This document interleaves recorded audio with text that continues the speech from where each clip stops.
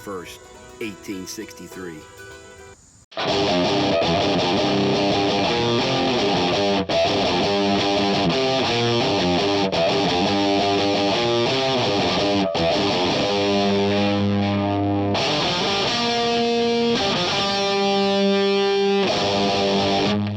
Hey folks, it's good to be back. It's August, and like I told you last episode, I'm going to take you on a special trip.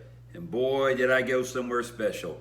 Hey, I got up early Saturday morning, took a plane to Baltimore, Maryland, picked up a rental car, a rental Jeep, drove 1 hour and 15 minutes northwest to a nice little town called Gettysburg, Pennsylvania. The first thing I did once I reached town was to make sure I stopped over at the Gettysburg National Military Park, Museum, and Visitor Center. That's a good place to start. You can get a lot of information there. The museum, it cost a little bit. I think it was $15 for me, $12 for a kid, but it was well worth it.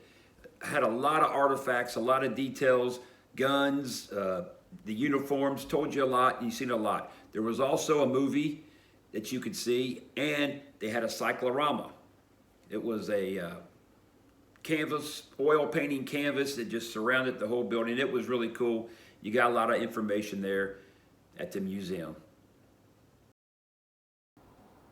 After I stopped by the museum, I started driving around, and my first stop was Cemetery Hill.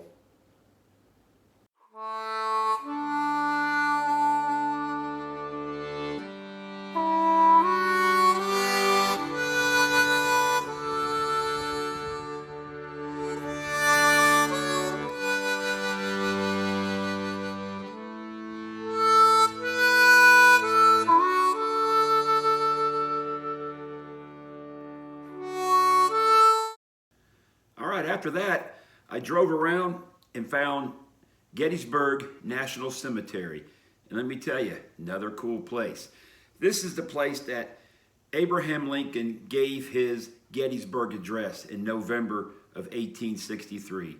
And this place is pretty cool. I got really lucky. They do something starting Memorial Weekend. It's called 100 Days of Taps. And at 7 o'clock every evening, one solo bugler plays taps, and hey, it was touching, but just take a look.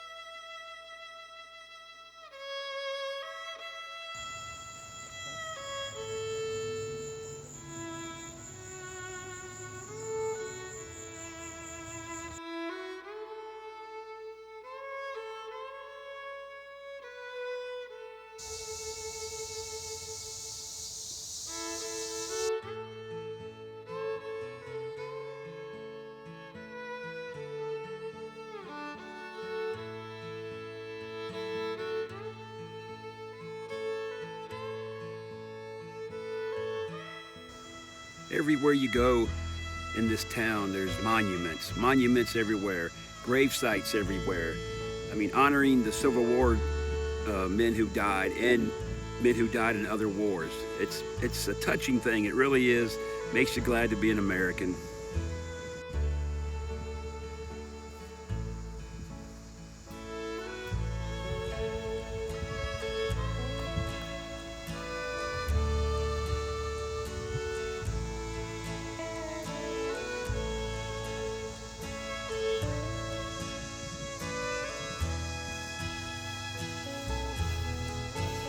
Hundreds of these cannons throughout the town. Now, the cannon itself is authentic. The wheels and the rest of it is cast iron because it used to be wood. So they made them out of cast iron so they would last a little longer. But everywhere you go, there's things like this. It's just amazing. It's an amazing place. I'm so glad I came.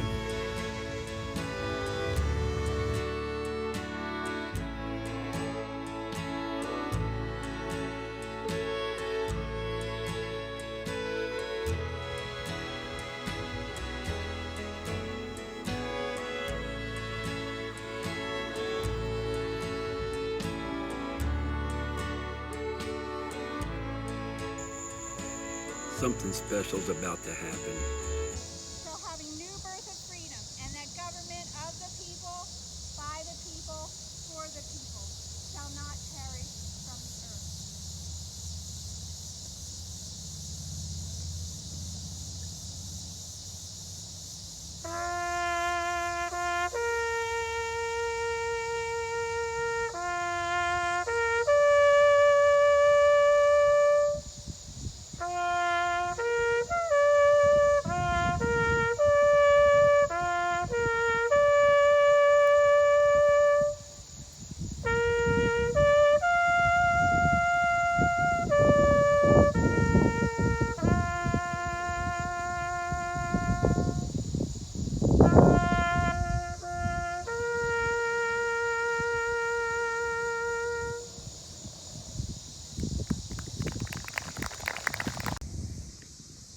Wow.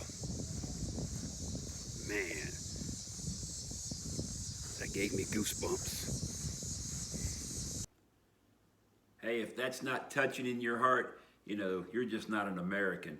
Hey, anyhow, I hopped back in the Jeep, rode down the road, and I stopped at General Meade's headquarters. General Meade was the commander of the Union armies in that area, and he was the head man. So, and there's a field out there, and more statues, and here we go.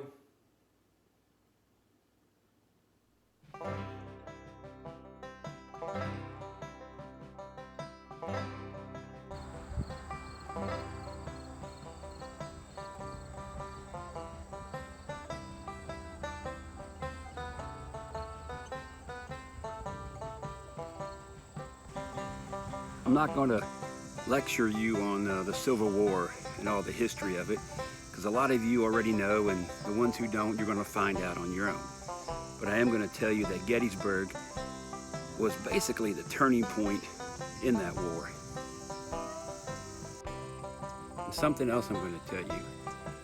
Every time I go to a spot on this battlefield alone, and I set up my camera and I'm ready to do a little scene, a group of people gather. I think they recognize me.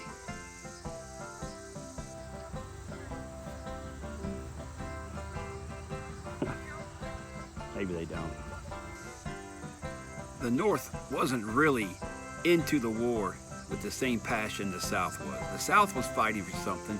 The North was basically just told, hey, go down there and fight this war.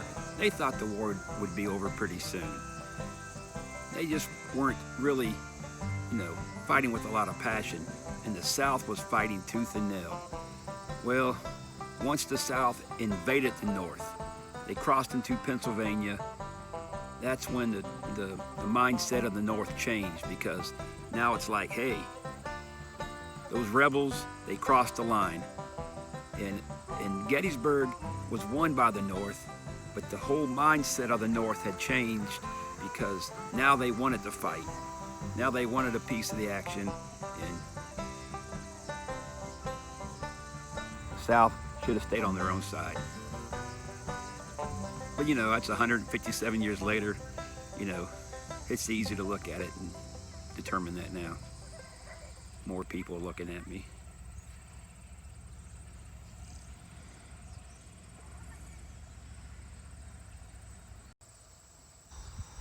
Three days of fighting, July 1st, 2nd, and 3rd. The carnage, the humanity. Not only was these fields covered with dead bodies, they were covered with dead horses. It was awful.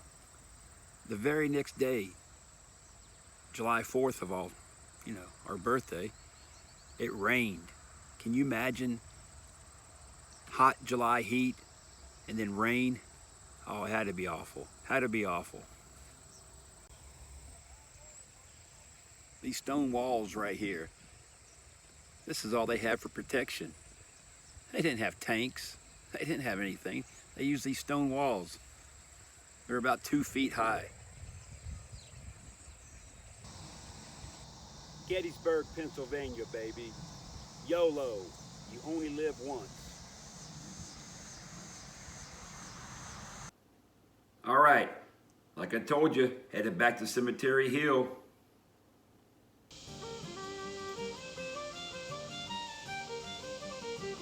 Hey, the sun is starting to go down here in Gettysburg, and I drove through the town a little while ago, and it's really lively.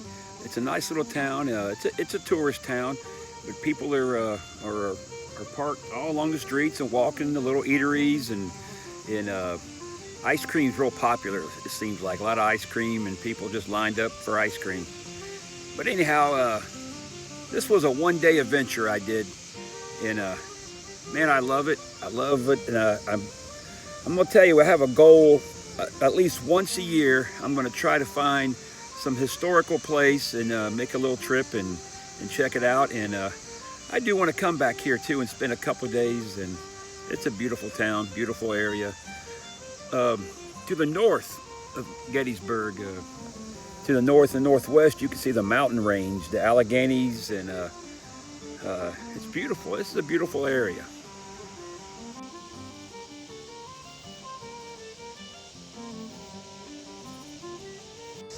The Battle of Gettysburg lasted 3 days, and a local legend has it that each year on the eve of July 3rd at midnight, all the dead soldiers come alive and dance and drink and celebrate with each other, both sides, the north and the south, and they celebrate. And the locals, they fix food and bring food and drinks out to the grave sites, and then the next morning all the food and the drink is gone. So that's pretty cool. Kind of scary too, but pretty cool. The sun was going down, and I was getting a little hungry, and the town was nearby, so I walked across the street, and I went to a gift shop called the Blue and Gray Gift Shop, and they had all kinds of Civil War themed gifts. They even had Confederate flags, a lot of Confederate flags. And then I walked around the corner, I heard some live music, so I had to go check it out, and there was a guy sitting there singing and playing the guitar, and I had a snack. I had pretzels with cheese crab dip, and it was delicious, and it was big, and I had a local beer, and life was good.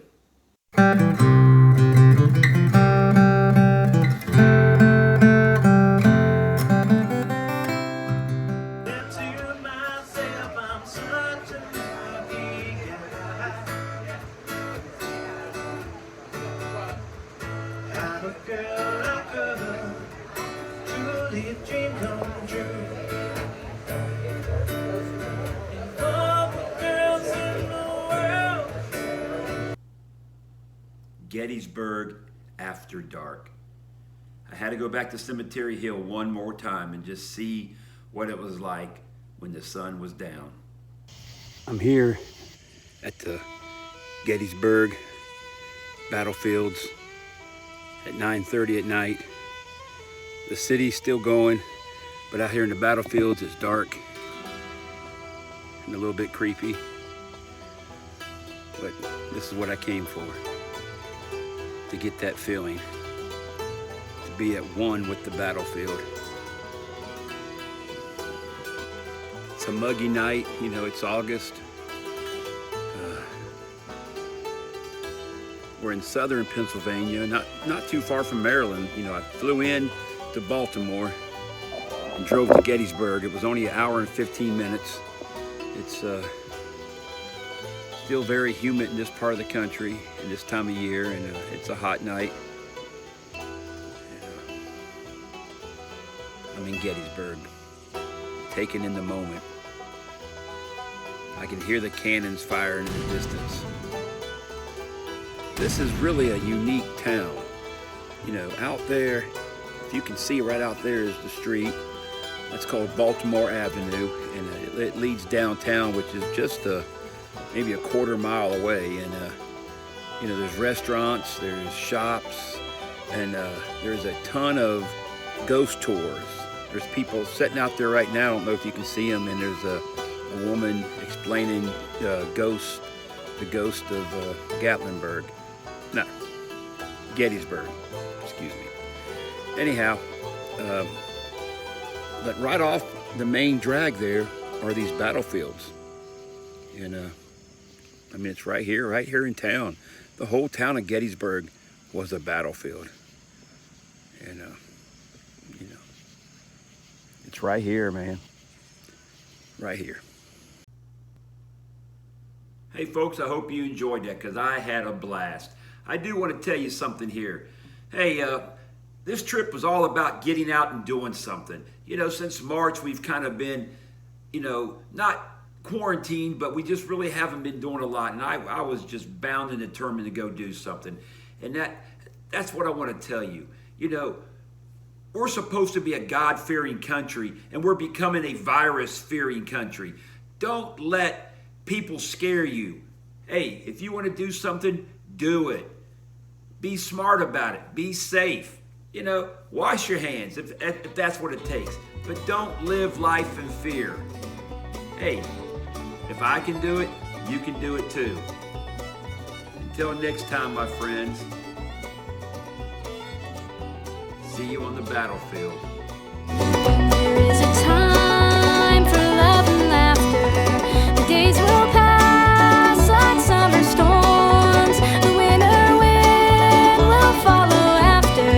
But there is love, love is born. There is a time for us to wander. When time is young and so are we. The woods are greener over yonder. The path is new, the world is free. There is a time when leaves are falling. The woods are gray, the paths are old. The snow will come when geese are calling. You'll need a fire against the cold.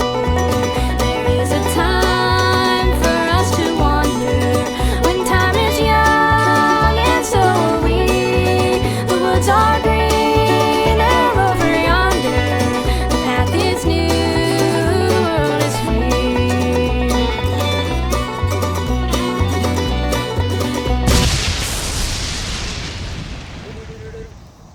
Ba-dum-bum.